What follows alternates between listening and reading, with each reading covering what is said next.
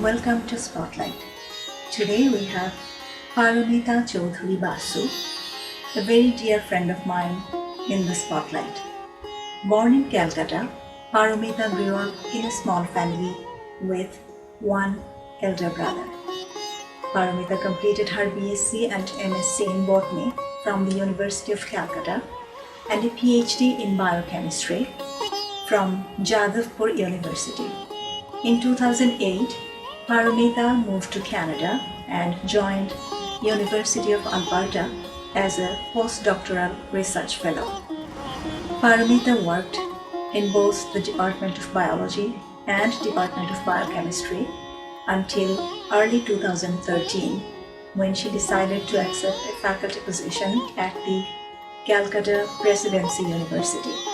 Paramita worked as an assistant professor for 6 years and returned to Canada in 2019 to pursue MBA in Strategy and Innovation at the University of Alberta. Throughout her academic career, Paramita received a number of awards, worked in at least 10 different research projects, and produced significant scientific outcome. Please welcome Paramita Chaudhuri Basu. Paramita, welcome to Spotlight. Thank you, Roshan, for inviting me here to your spotlight. How are you?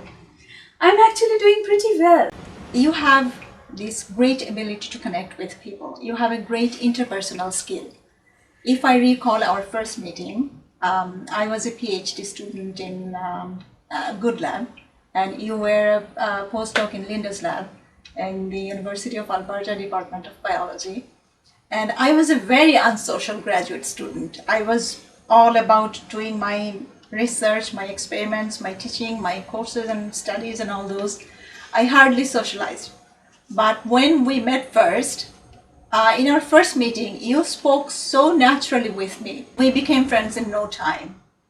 And now I know you are pursuing MBA because you like to connect with people. You love people. I just want to know what inspires you about people. Before I even go there, I have to say you're making me blush. So what basically inspires me is trying to know people better and to learn about their stories. Because then everybody has got something or the other. Like you are such a great woman yourself. You have such a professional and a personal balance in your life that your story itself would inspire so many people. Now I'm blushing. So, basically the fact that everybody in the world has got a story to tell, and the stories actually connect people. And it's always very easy to approach somebody you don't know with a smile and just learn about themselves. So then they feel safe and secured, they trust you, and that leads to building relationships. So that, I guess, is something which comes very naturally to me since I was a child, maybe. To approach somebody with a smile takes a good heart as well. That is true, and it's also true that Canada has done a lot of that for me because we go out into the streets and then we meet random people whom we do not know, and they smile back at you because they're walking their dog and they just smile, and it makes your day so much better. I find you a very energetic and a very agile person. Not only that you are pushing boundaries in the academic field by having the highest level of degrees, in your personal life, I see you are never afraid to try something new. Cycling, skating, driving, swimming, crochet, gardening, fencing, boating, dragon racing, craft making, jewelry making, like so many new things you have tried just in the past few years. I just wonder, where do you get this energy from? Like, what keeps you so agile and energetic? You have done a very good research, I should say, to find out all about what I have done. If you start putting them, it seems like quite a lot. But the truth is, my energy, it just comes from my interest in learning new things. I just love to learn new things, and in order to learn, you always have to do some work, right? And so that is essentially where I get my energy from. The drive comes from that I am learning something. For instance, I'll give you an example. In my very recent course, I had just a couple of pages of a document which I had to write. It was a statement I needed to provide. I thought to myself, well, I know how to write. I have done that a lot during my PhD days, but I don't really know how to edit a movie. So let me try to change that document into a movie. So instead of spending 1 hour writing a document which would have fetched me my grade, I spent several days creating my movie, which gave me so much joy just because it was a lot of work, but I felt like I was learning something new. I was adding on to my repertoire of skills. And I was also at the same time getting what I wanted. Alberta's economy is struggling for quite some time, and unemployment rate is also very high, maybe record high. And on top, now we have this COVID-19, this global pandemic that is also severely impacting Alberta's economy. So based on the intelligence that you have gathered, what is your insight for highly professional job seekers in Canada, maybe more in Alberta? Well, Roshan, first and foremost, I think that there are always opportunities out there. I have met with lots of people from different areas of the profession. I have met with people from startups, entrepreneurs, I have met with business people, I have met with scientists, researchers, and in all of our discussions, a lot of people have talked about the different ways in which, though the economy, as you're right, the economy is struggling, but it's always like a sine curve. It's going to come back up again. Right. It has to come back up. So unless and until we keep ourselves open to new opportunities, unless and until we are thinking about outside the box, like you are a scientist, academia is only what you can do, or you have done your PhD, postdoc is what you can do. If we are so structured, then even if it was a great booming economy, you would be probably struggling. Right. But if you were such a person who takes into account all the different ways, the ebbs and flows of a job searching, then you will be finding joy in job searching as well. Right. Because you would be looking at it in this way that, okay, let's gather information. Let's see what are the different companies. And I have been doing quite some research on, I come from biology, and I want to work in biology in future in business development. So I have been looking at what are the different companies which are out there and how I can approach my job searches. So basically, I would say to be very organized, to be very structured, to know exactly what you want, and not to be afraid to tell others that this is what you want. You have such a rich background. You were a graduate student, a PhD student, a postdoctoral fellow, and then you were a faculty, and now you are an MBA student at the University of Alberta. Yet you are involved in a number of university governing bodies. For example, you are a member of the General Faculties Council, you are a council member of the Graduate Students Association, and you're also involved in strategic initiatives in improving students' mental health on campus. So I was just wondering, how do you define the impact of COVID-19 in the world of academia and research? The classic difference in a teaching that I am seeing is the online teaching. And now everybody is doing online teaching.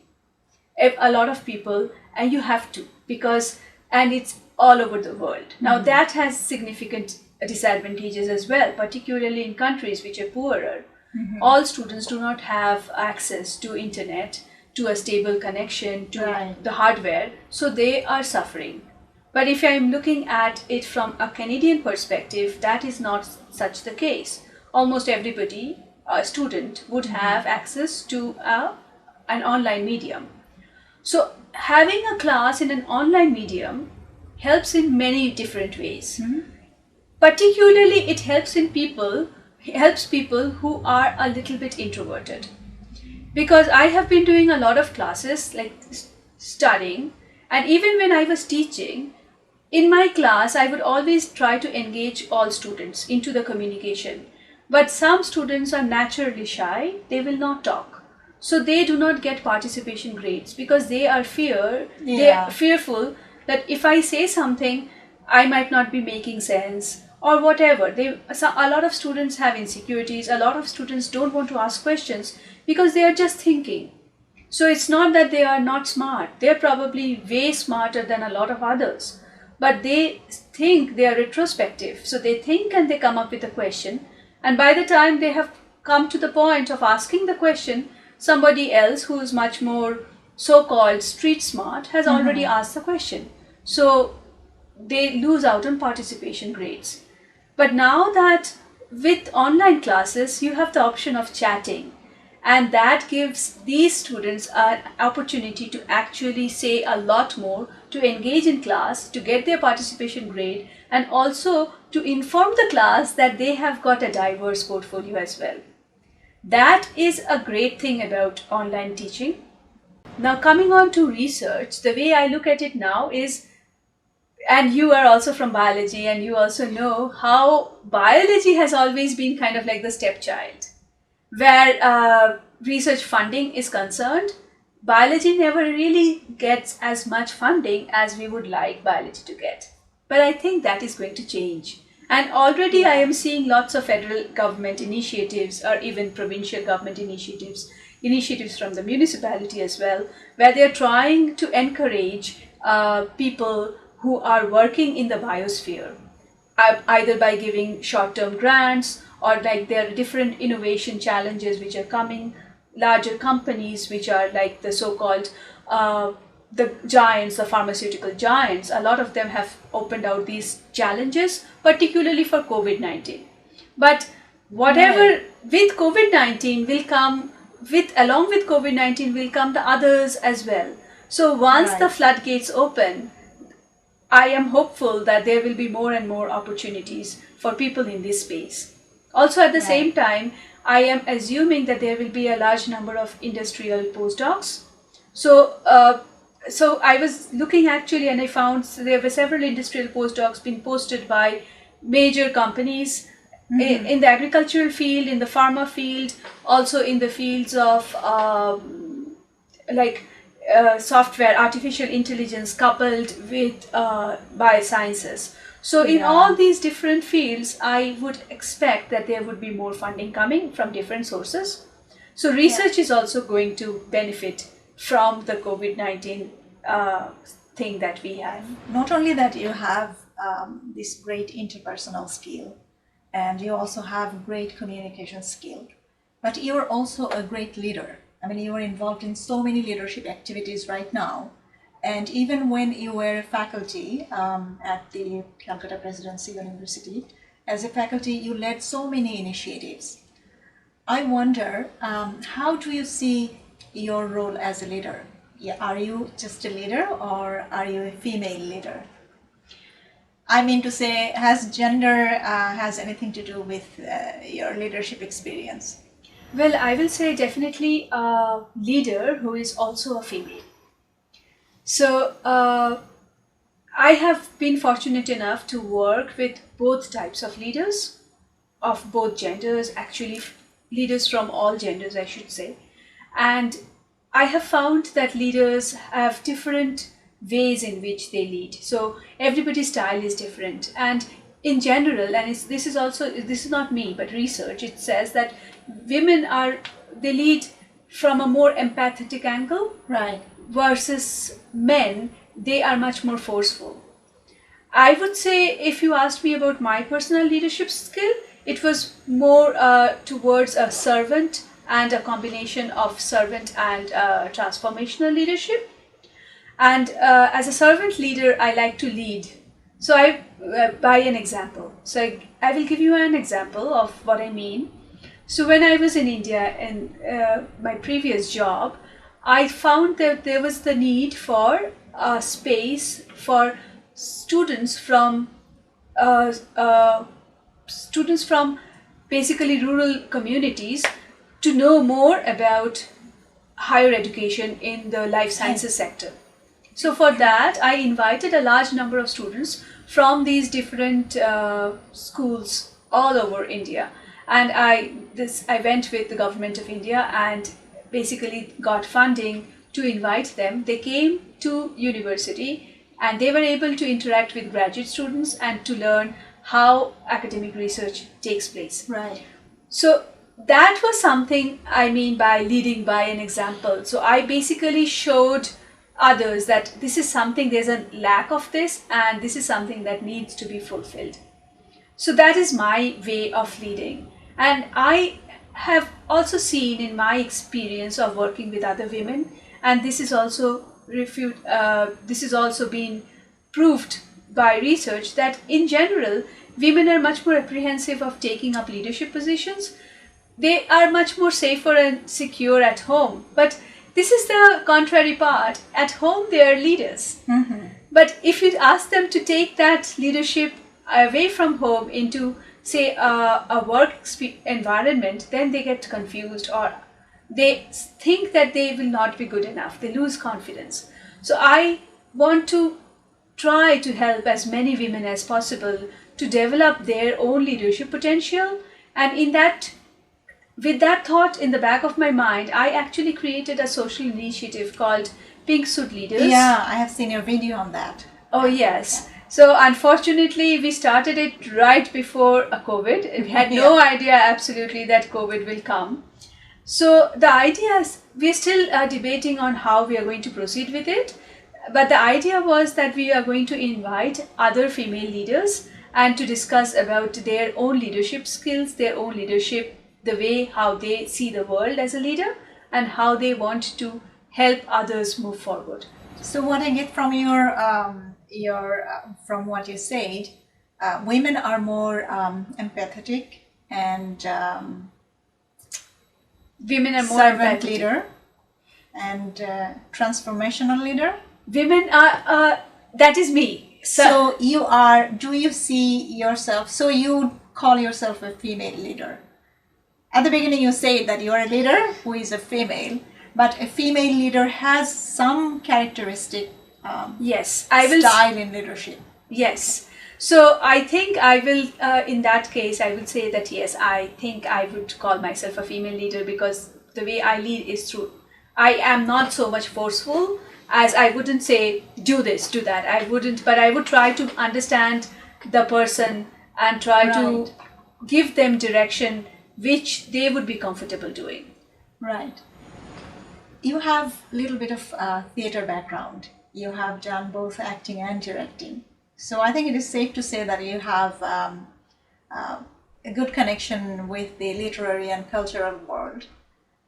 So I was wondering, is there any specific genre of literature or any specific musician or poet who inspires you? Like, I think what I want to know is, who do you listen or read on your worst day when you feel really sad? Okay, I have an interest in both Western music and I also have interest in Indian classical music. So Indian classical music, I love instrumental, and we have such a rich genre of string instruments like the sitar, the sarod. Then you also have the santoor. Santoor I love. So if I was feeling really sad, then I would probably listen to instrumental. And mostly if I go into the Western, then I would think about jazz and blues. So those are what I really like about the Western music. I love mystery novels, so the genre which is filled with thrillers and mysteries, because again, when I'm reading it, I start thinking about the plot and as to who is probably the killer and how to solve it. So, Agatha Christie. Yeah, Agatha Christie is one of my very favorite, one of my favorite authors. Also, interesting enough, it's totally different, but I do also like to read a lot of humor. And one of my favorites in the humor category is P.G. Wodehouse. Currently, though, I am reading one book which is really inspiring me, and that is Michelle Obama's Becoming. Oh, yes. That's a very good one. Yes. And But that I am not reading because I'm feeling sad or anything. It's just I'm reading because it's so riveting the way she has written. Yeah.